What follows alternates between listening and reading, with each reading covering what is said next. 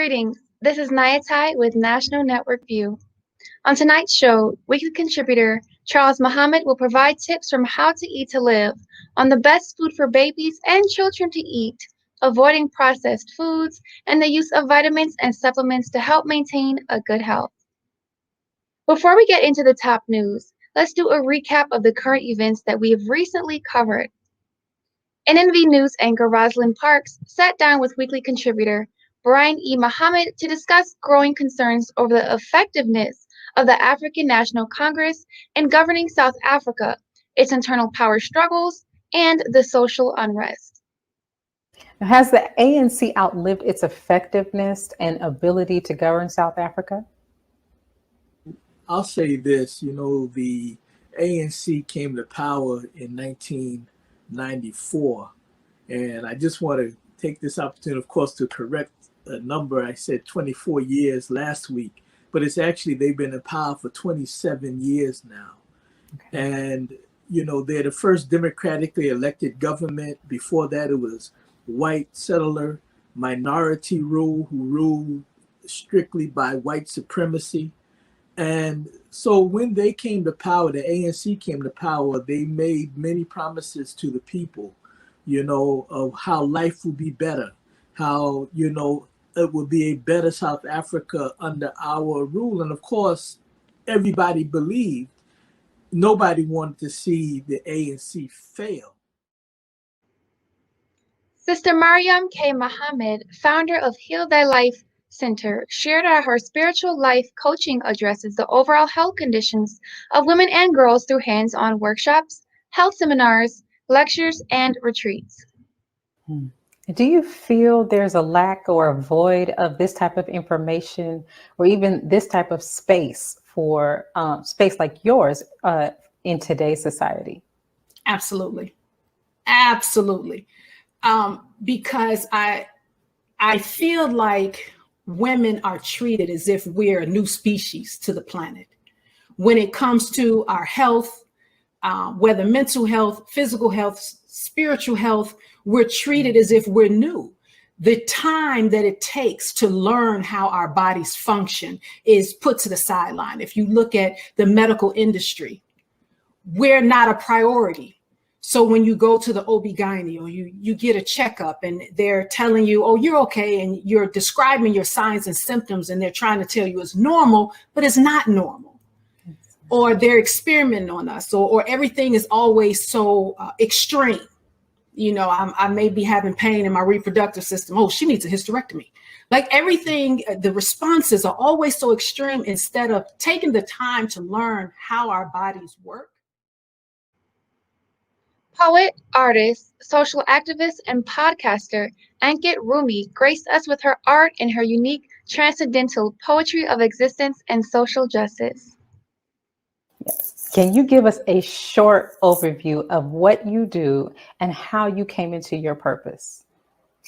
Yes, ma'am. I can give you a short overview. I love history, and I love art history in particular. And I study art history so much.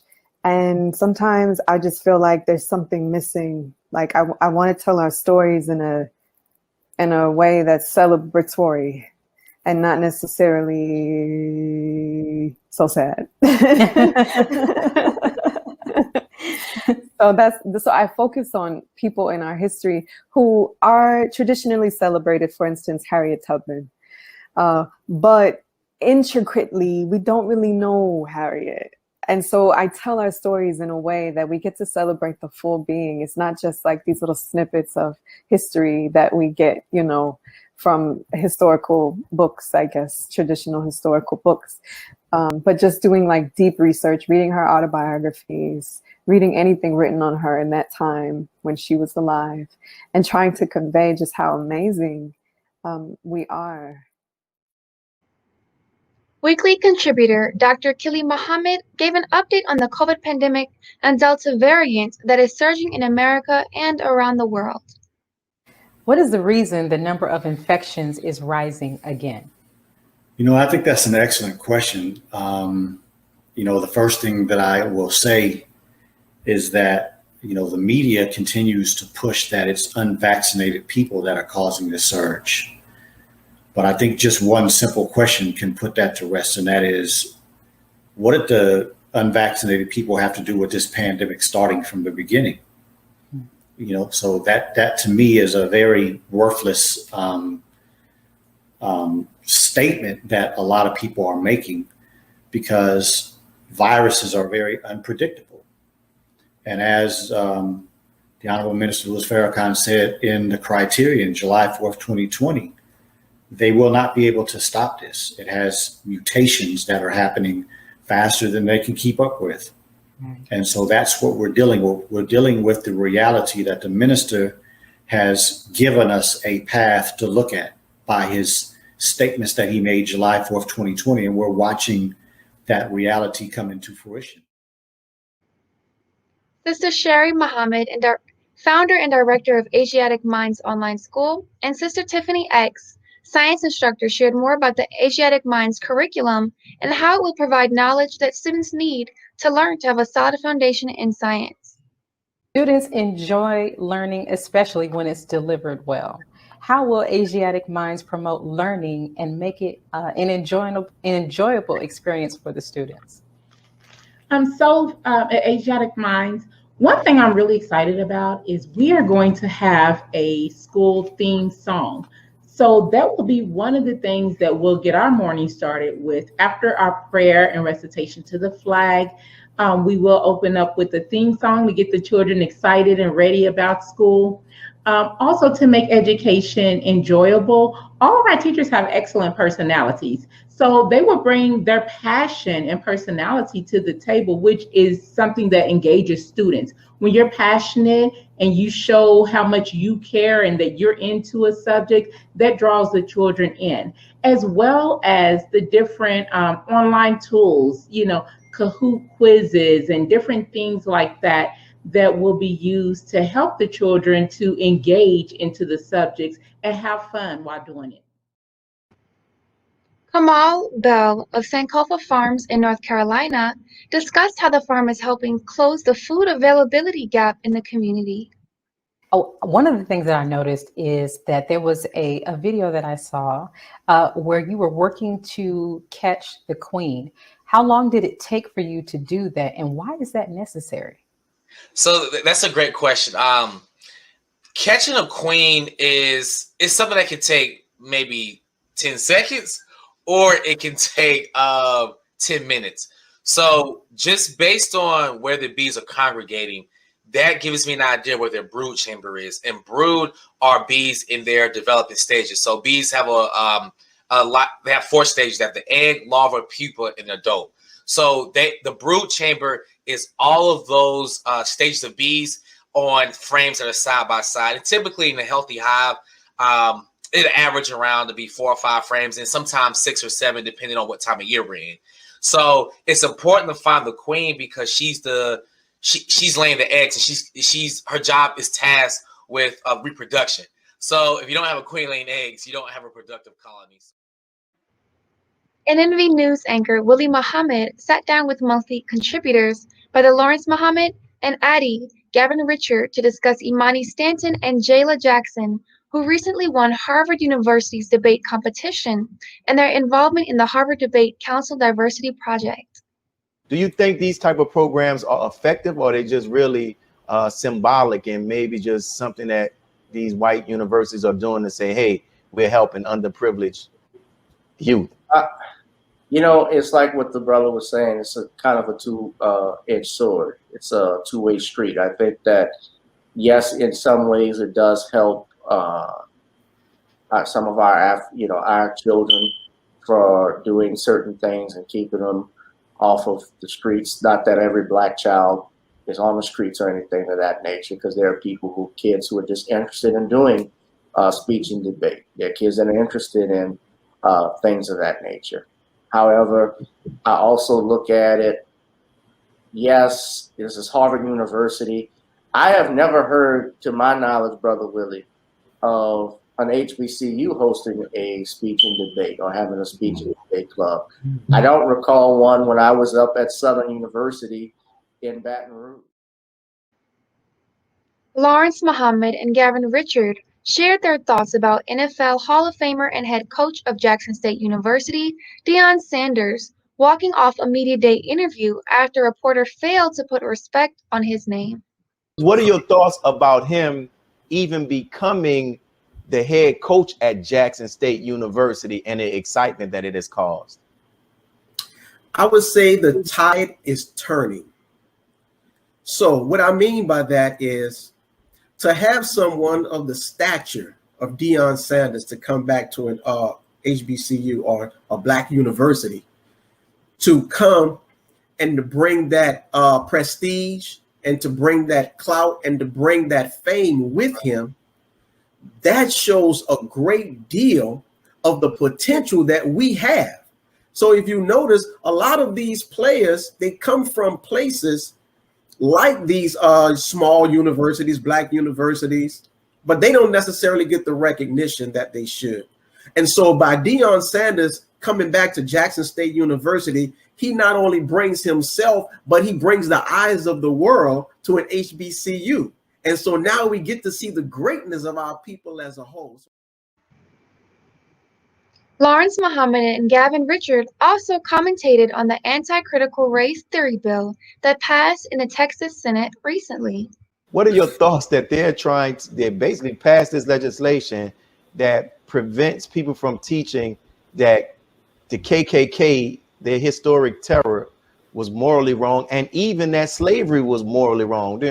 That's crazy. Yeah, where do we start on this one? Look, we talked about fear in the last segment with Coach Sanders. Mm-hmm. This is really fear. And I'll explain to you why. I want to give you a quote from the Honorable Minister Louis Farrakhan. This is from the New Education Paradigm. He says, at the root of every civilization is a knowledge, inherent in which is an idea that gives energy and direction to that knowledge. But if the idea at the root of that knowledge and civilization is finite, then the world that comes as a result of that knowledge is also finite. It has an end. On I Have a Testimony, student minister Corey Muhammad spoke with host Willie Muhammad about the influence his parents had in exposing him to Islam, the work Charlotte laborers had in shaping Muhammad Mosque number 36 of North Carolina, and the ongoing work of the local organizing committee, or LOC, which formed during the Million Man March. What would you say has been the Honorable Minister Louis Farrakhan's greatest impact on your life personally? Brother, a father figure. Because again, my father, after I was 6, 7 years old, really, there was just some time there due to certain circumstances. There was just a lot of time, many years. And so like a lot of young men that's trying to be husbands right now, men that's trying to be this and trying to be that. A lot of us haven't had an example in front of us, a worthy example in front of us. So one of the ways the minister has impacted me has been like a father figure from afar. On top of all the other ways he's impacted, been like a father figure, because a lot of our Christian brothers and sisters, we had this little saying, the little bracelets everybody had, WWJD, what would Jesus do? And so oftentimes I will find myself, if I'm challenged with something, WWFD, what will Farrakhan do? Because he was and is giving the example on what it really means to be a man, a righteous man, a man of principle. That not just an example to men, really to women as well, but from a male standpoint, that missing figure that a lot of us didn't have and unfortunately don't have in our lives. NNV News anchor Rosalind Park spoke with weekly contributor Brian E. Muhammad, writer for the Final Call News, about the recent social upheaval in South Africa. The mayhem, deadly violence, and pillaging that shook South Africa were deliberate. Who does he suspect is orchestrating the upheaval? Well, President Ramaphosa, he's having political issues. I would say again, the ANC, the ruling party, is having political upheaval within the party itself. His predecessor, President Jacob Zuma, who has been under these corruption charges and was arrested earlier this month. Ramaphosa is implying that people who are supporters of his predecessor, Jacob Zuma, is to blame. Let us pause for announcements from our sponsors. After the break, Charles Muhammad will be on to give tips from How to Eat to Live on what foods we should be feeding our children. We'll be right back. Be a part of the force that powers truth in journalism.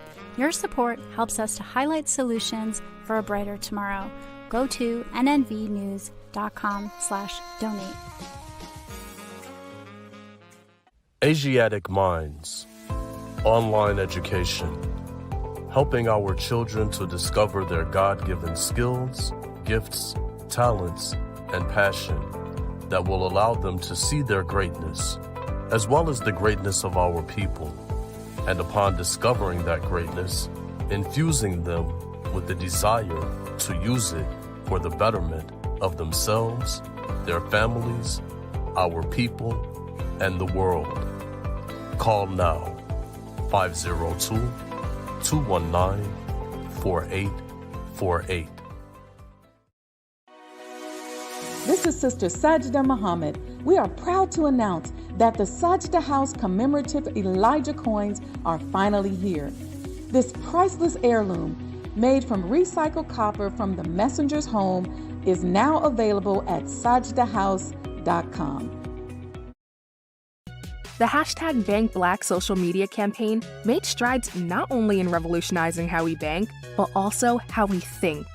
The movement inspired thousands of African Americans across the country to transfer or deposit millions of dollars into Black-owned banks. These are banks that will invest in urban communities, employ African Americans, support Black businesses, and inspire Black home ownership. This is a very proud moment for our culture as we are taking small, but significant, steps towards building Black power through Black wealth. Thank you for tuning in to NNV News. Please share your thoughts with us in the comments section below. Follow us on social media at NNV News, and please subscribe to our YouTube channel, National Network View. This is Clifton Muhammad with nnvnews.com.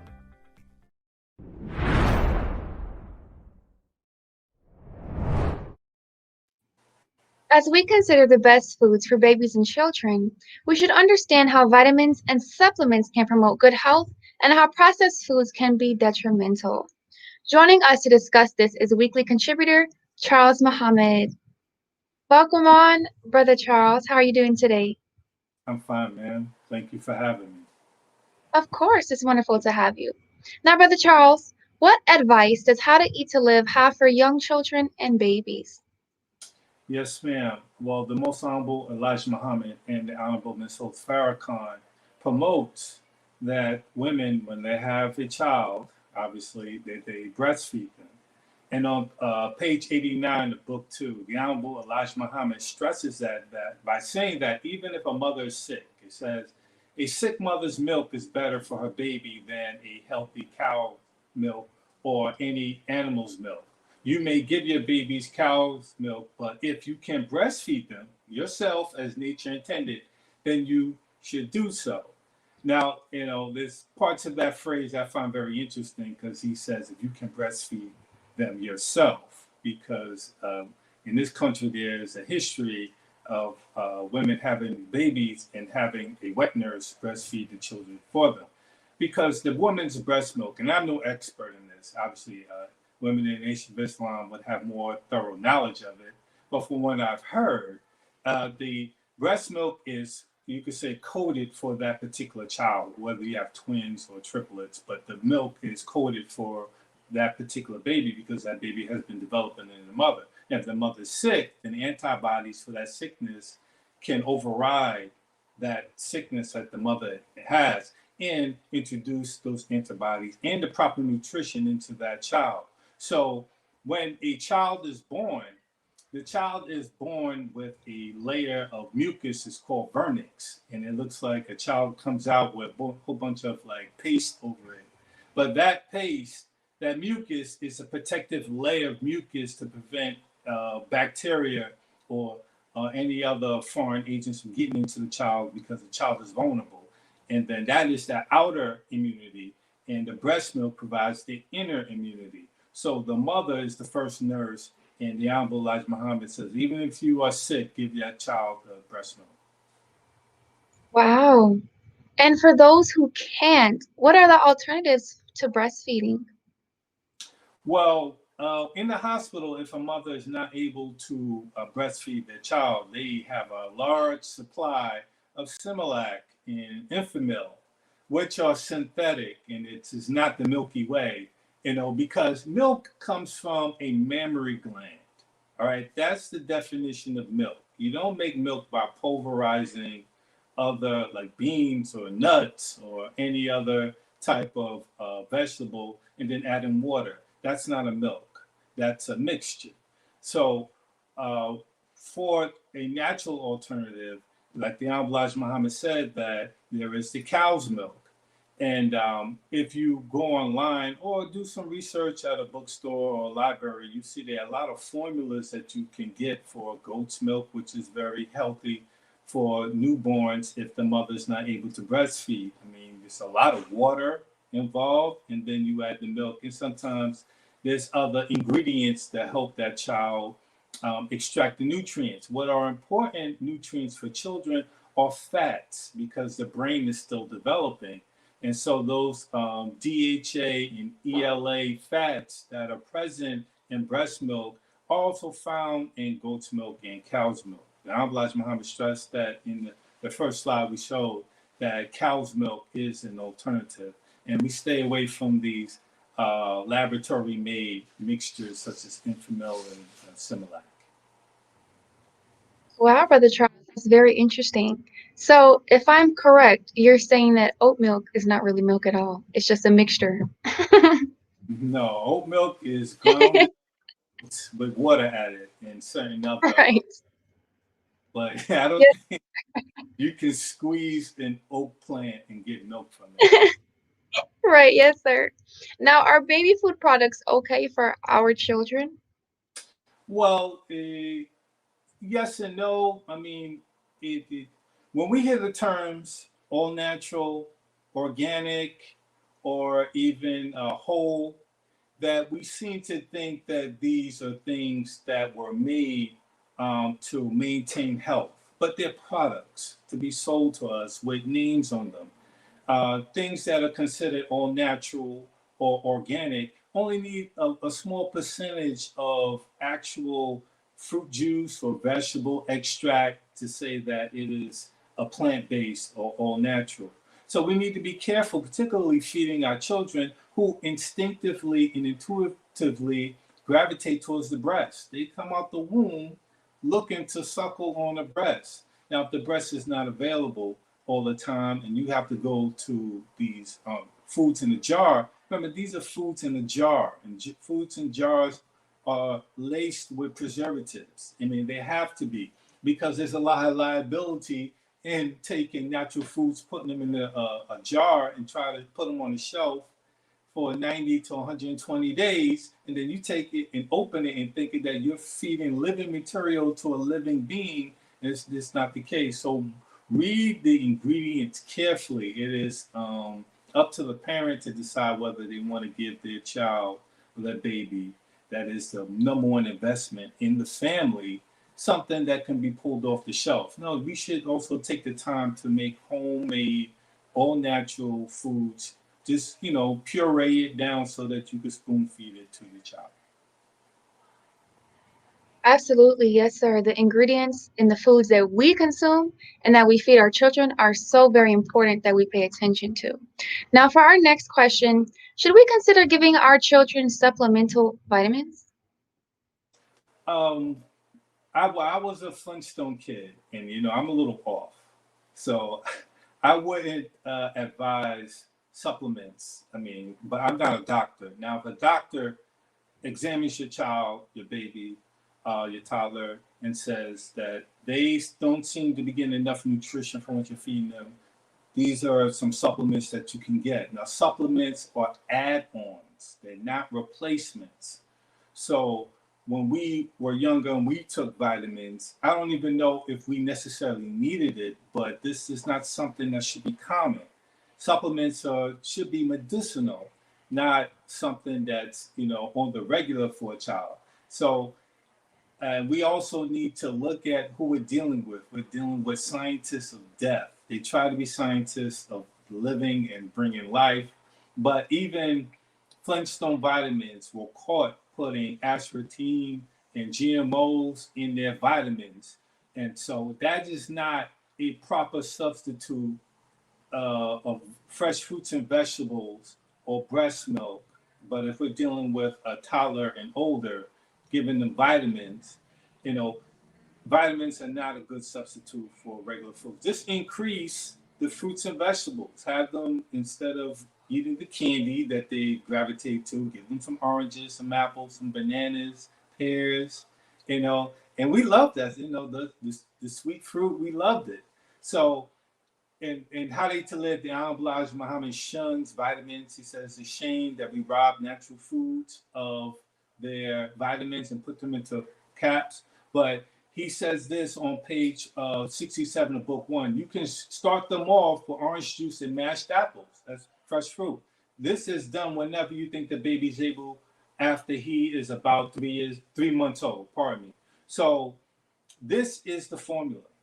Natural whole foods. You could go apple picking. You can cut the middleman out and take those apples, chop them up, puree them, and we love applesauce. Applesauce is basically synonymous for baby food, or foods that you feed even the elderly when they can't feed themselves. So yes, let's move away from the synthetic vitamins and stick with the whole foods. Yes, sir. Now I have one more question for you. So children are bombarded with cereal commercials, but what does How to Eat to Live say about them? Well, Elijah Muhammad outrightly says that on page 89 of book 2, do not feed your children all sorts of processed cereals. Foods such as cereals. If you can give them fresh foods, do not give your child ready prepared food. So cereals are obviously processed from whatever grain that the cereal's coming from, whether it's corn, oats, or wheat. Cereals are when they break apart those kernels and extract certain components from them.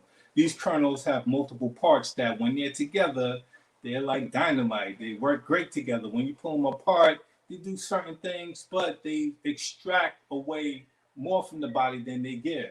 Cereals are not good for us, particularly when you walk down a supermarket. There's a whole aisle dedicated to this type of food. You got to wonder why these types of foods that are considered healthy or essential have their own aisle and they're sitting on a shelf. They're not refrigerated. They could stay there for 90 to 120 days, maybe even longer. And you think that's something that's petrified and not living. You pour milk on it or whatever type of milk you want, soy milk, and it also becomes alive. That's not the case. So we need to get away from these processed foods such as cereals and let our children cook, or not let them cook, but you prepare whole foods for them. Toast is good. Just add a little honey on it, jam, stay away from the peanut butter.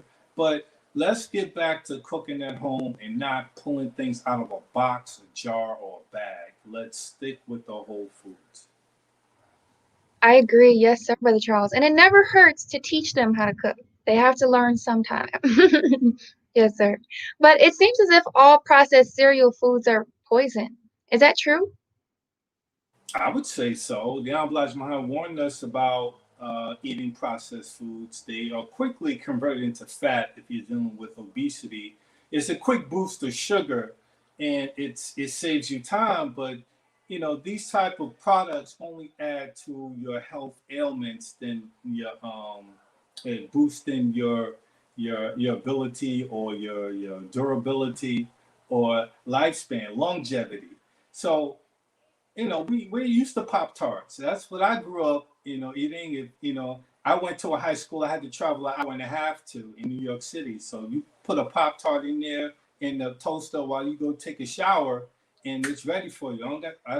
Didn't have time to make eggs and, you know, back in the day, bacon, you know, and toast and sit down, have nice atmosphere.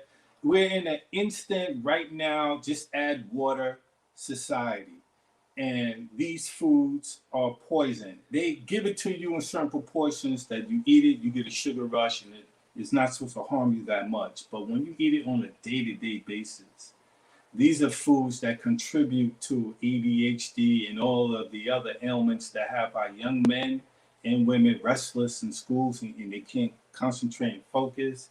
And there's studies that show once you take the sugar and sugary processed foods out of their diet, our children can concentrate better and show more aptitude in classrooms and be less disruptive and more constructive. So yes, these are straight out poison. And the Elijah Muhammad uses the term poison and how they live a lot. And it's basically something that disrupts a natural function of something else. Whereas your liver wants to do something, but when you have a buildup of poison in the body, the liver has to address the poison, and that's natural function. And that's what a poison does. It disrupts natural order of things. So yes, processed foods are poison. Wow, yes, sir. Well, thank you so much for sharing and contributing with us. It's always our honor to have you. So thank you so very much, Brother Charles. Yes, ma'am. The honor is all mine. Thank you. Yes, sir.